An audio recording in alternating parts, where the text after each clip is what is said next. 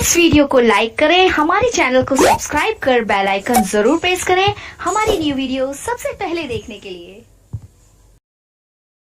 मेरी मम्मी कहानी शुरू करने से पहले ये 4 काम कर दो। पहला, चैनल को सब्सक्राइब कर दो और वहीं बाजू में घंटी को दबाना है। दूसरा, अपने सभी दोस्तों साथियों में शेयर कर दो। और मेरी ये स्टोरी, मेरा नाम पूनम है और मैं दिल्ली के करावल नगर इलाके में रहती हूँ।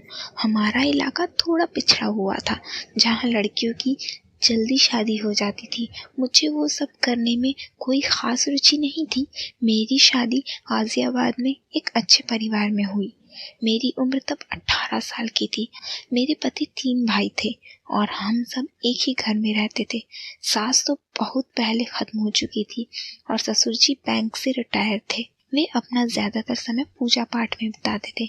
बहुत खुश थी क्योंकि सहेलियों ने बताया था कि बहुत मजा आता है। अब वो रोज करते और मैं ये सोचती कि सब बोलती थी कि बहुत मजा आता है, पर मुझे तो कभी करने का अपनी तरफ से मन ही नहीं किया। मैं तो ये सोचती थी कि रोज क्यों ना खुद सोते हैं और ना सोने देते हैं, फालतू में गीला कर देते हैं। फिर एक दिन मेरी ननद छाया मेरे घर आई। मुझे छाया पर बहुत गुस्सा आता था। हद तो तब हुई जब एक बार मैं नहा रही थी तो बाथरूम में आवाज मारने लगी कि 1 मिनट गेट खोलो। तो ये मैडम जी अंदर आई और अंदर से कुंडी लगाकर। तो मैंने पूछ लिया, क्यों मुझे परेशान करती हो छाया? सच बताओ भैया कितना परेशान करते हैं। मेरे लिए तो वो सब मतलब एक बार करना होता था और वो भी मुझे बोझ लगता था। तो मैंने बता दिया कि बहुत परेशान करते हैं। पहले तो वो खुश थी कि रोज करते हैं, पर जब उसे पता चला कि रोज सिर्फ एक बार और वो भी 2-3 मिनट के लिए, तो वो समझ गई कि मुझे वो सब के बारे में ज्यादा कुछ नहीं पता। छाया भाभी, पर छाया के दिमाग में तो कुछ और ही था। वो बिल्कुल खुल चुकी और दिल में रो रही थी, पर ससुराल था और न चाहते हुए भी ननद की बात माननी पड़ रही थी। मेरा दिमाग काम नहीं कर रहा था। आज मुझे समझ आया कि आपको वो सब करने से नफरत क्यों है।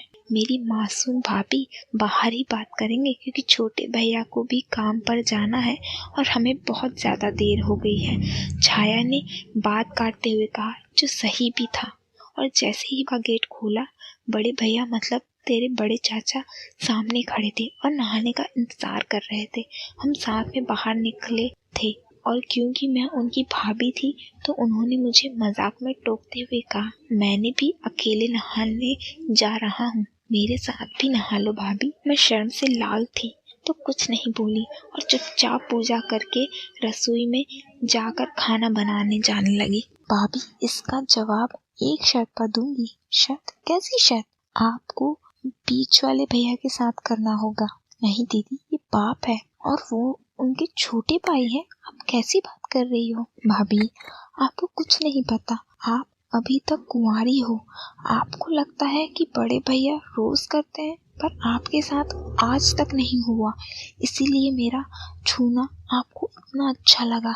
छाया एक सांस में बोल गई, वैसे बड़े देवर जी देखने में भी इतने अच्छे हैं और हंसमुख भी है, पर मैं कैसे बोलूंगी और कहीं किसी को पता चल गया और ये पाप भी तो है कि अपने ही देवर के साथ।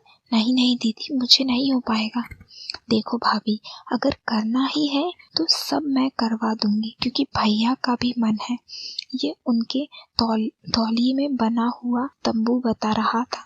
और अगर आपको लगता है कि पाप है तो रहने दो, मत करो, पर अब मेरा मन कर रहा है तो मैं तो करूंगी आपके साथ। अचानक आई एक खांसी ने हमें जोर का झटका दिया। छोटे भैया आप? हमारे मुंह से निकला। छाया तो शर्म से चली गई बाहर, पर मेरा तो ससुराल था। मैं मुंह झुका के खड़ी हो गई क्योंकि मेरे पास दूसरा कोई रास्ता नहीं था। मेरे आंसू मेरे गाल से होते हुए मेरी छाती पर गिर रहे थे। आज तक आपको सुख मिला ही नहीं तो आपका भी हक है कि आपको जीवन की हर खुशी मिलनी चाहिए। मुझे पता चल चुका है कि भैया कुछ करने लायक नहीं है, पर मैं आपको हर खुशी दे सकता हूँ। ऐसा कहते हुए उन्होंने मेरे अंदर भरोसा जगा दिया कि ये सब बात किसी को पता नहीं चलेगी। तो चले भाभी, काम शुरू करें? नहीं भैया, अभी सब है, आप दिन में आ जाना, सब काम पर होते हैं और पिताजी सो जाते हैं। पता नहीं कैसे मेरे मुंह से निकल गया।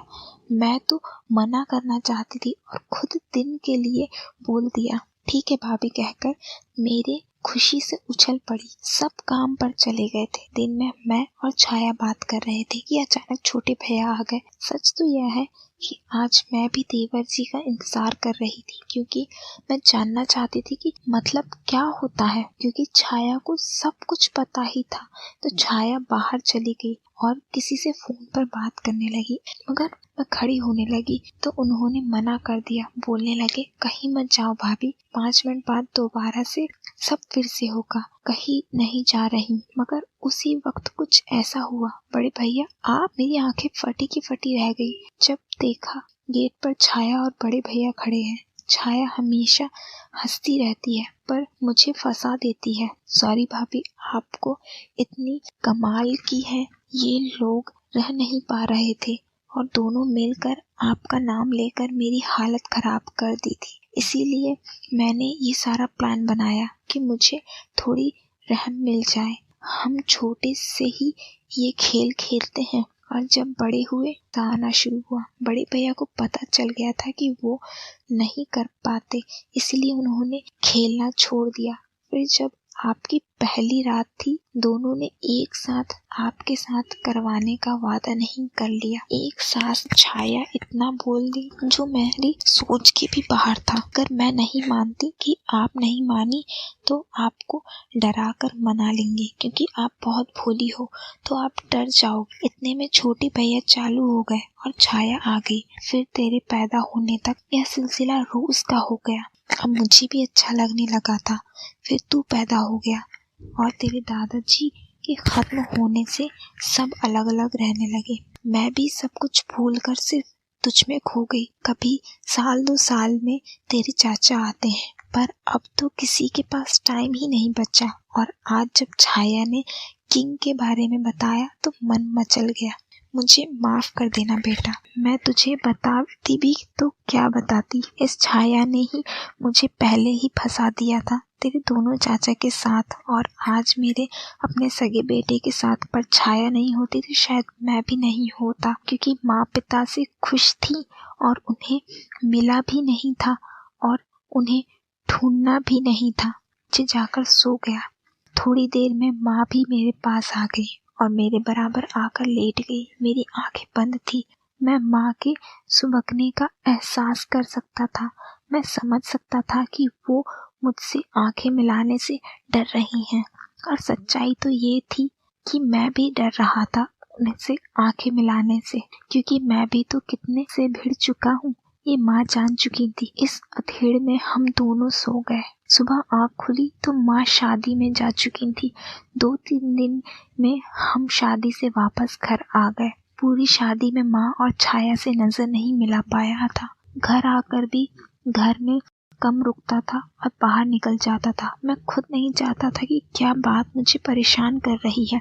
मैं और मम्मी के बीच में सिर्फ काम की बात होती थी, जैसे सब्जी ले आ या अगर कोई काम हो तो। ऐसे 1 हफ्ते हो गए तो शाम को खाने में नमक के पीछे पापा मम्मी में कहासुनी हो गई। वैसे मम्मी बहुत अच्छा खाना बनाती हैं, पर वो भी मेरी तरह परेशान रहती हैं, तो शायद नमक डालना भूल गई होंगी। तो वो बाहर हॉल में सोफे पर आकर लेट गई। वो मेरी माँ है। मम्मी आप मेरे बेड पर लेट जाओ, आज मैं सोफे पर लेट जाऊंगा। नहीं बेटा मैं ठीक हूँ, तू सो जा आराम से। नहीं मम्मी आप सोफे पे नहीं सोएंगी, पूरे दिन घर का काम करती हो, अगर आराम नहीं करोगी तो बीमार हो जाओगी। इतनी चिंता है तो जॉब कर ले, नौकरानी रख ले अपनी। आपकी बात ठीक है मम्मी, पर कोई अच्छी जॉब तो मिले, और जॉब मिल भी गई तो आज ही सैलरी या नौकरानी तो आ नहीं जाएगी, तो आप मेरे बेड पर सो जाओ। यह कहते हुए मैं माँ की गोद में। दोस्तों जाते जाते आपको कुछ काम करने हैं। पहला काम, मुझे कमेंट करके ज़रूर बताना कि आपको मेरी स्टोरीज कैसी लग रही हैं। दूसरा काम, अभी चैनल को सब्सक्राइब करें, नहीं किए हैं तो ज़रूर करें, और वहीं बाजू में एक घंटी है उसे दबा दें। आखिरी में मैं इतनी अच्छी कहानी बनाती हूँ और मुझे यकीन है आप सबको बहुत मज़ा आता होगा। बस इतना ही सिंपल काम है, तो जल्दी से कर दें। धन्यवाद। चलो मैं अब चलती हूँ, मिलूंगी अगली स्टोरी में। बाय।